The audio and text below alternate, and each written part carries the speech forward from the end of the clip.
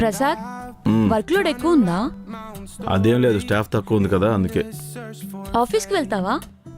కాసేపట్లో స్టార్ట్ అవుతా. కాఫీ పెట్టనా? వద్దు. పోనీ టిఫిన్ రెడీ చేయనా? వద్దు. ప్రసాద్, ఈవినింగ్ కుదిరితే బయటికి వెళ్దాం. ఎక్కడికి? ఆయన నేను ఖాళీగా లేను, నాకు పని ఉంది. ఇంట్లో ఉంటే బోర్ కొడుతుంది. నేను మళ్ళీ ఆఫీస్లో జాయిన్ అవుదాం అనుకుంటున్నాను. నీ జీవితం నీ జీతం నీ ఇష్టం, నాకెందుకు చెప్పడం? ఎందుకు ప్రసాద్ అంత కోపంగా మాట్లాడతావు? ప్రేమగా చెప్పొచ్చు కదా. నా మాట తీరే అంత.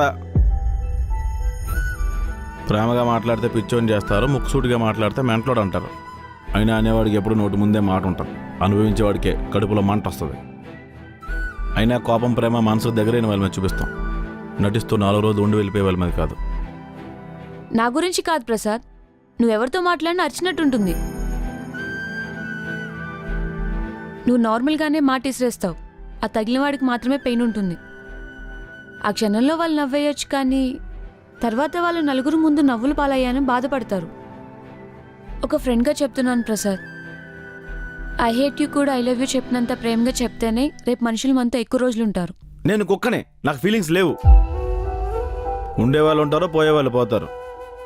అయినా నేను అమ్మనే పిలుస్తాను, ఐ లవ్ యూ అని చెప్తాను, ఐ హేట్ యూ అని చెప్తాను. క్లారిటీగా చెప్తే వినేవాడికి సరిగ్గా కన్వే అవుద్ది. నీ ఇష్టం ప్రసాద్, చెప్పాలనిపించింది చెప్పాను. అయినా 4 రోజులు ఉండి వెళ్ళిపోయేదాన్ని నాకెందుకు? నీకు డివోర్స్ కావాలి, నాకు నువ్వు కావాలి, మీ నాన్నకి మనిద్దరం కలిసి ఉండడం కావాలి. అనుకున్నవన్నీ అవదని తెలిసి కూడా ఆశపడతాను చూడు. నువ్వే చేసుకున్నావు ప్రసాద్. నీ కోపంతో భయపెట్టగలవేమో కానీ ఎవరిని గెలలేవు.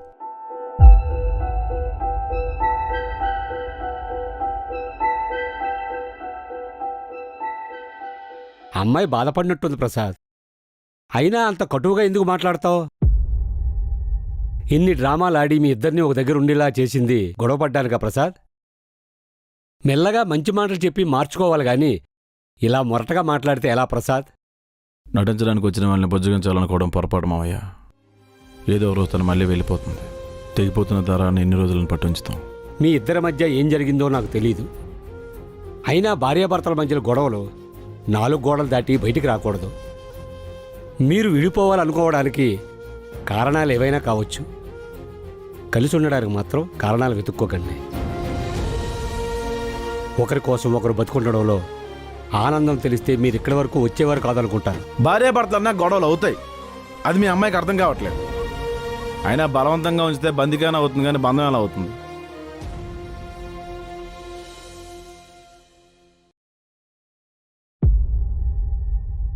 కానీ ఒకటి మాత్రం నిజం మావయ్య, మితిమీరిన ఇష్టం భయంకరమైన వ్యసనం.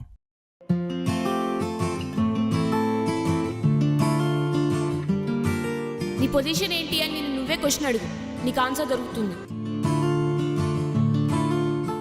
నేను నీకు దగ్గర అవ్వలేను. I don't want you. ఓర్పుతో క్షమిస్తేనే కదా ఆడదానిలో అమ్మ కనిపిస్తుంది. unknown.